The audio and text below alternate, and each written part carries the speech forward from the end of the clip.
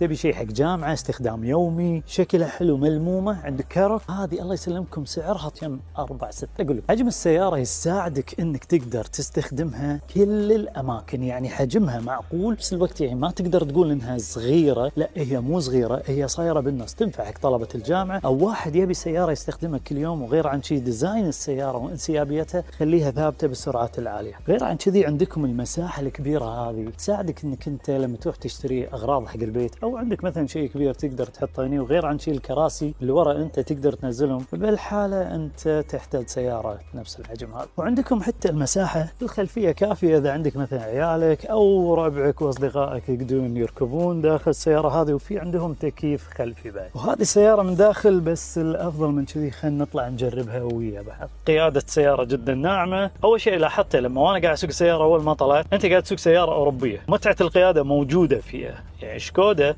هي فعلا سيارة أوروبية. الموضوع مو هني، الموضوع أن أنت قاعد تسوق سيارة سعرها قريب يعني 6666 اللي هو 4 ستات. خلينا نجرب الدعسة مالتها.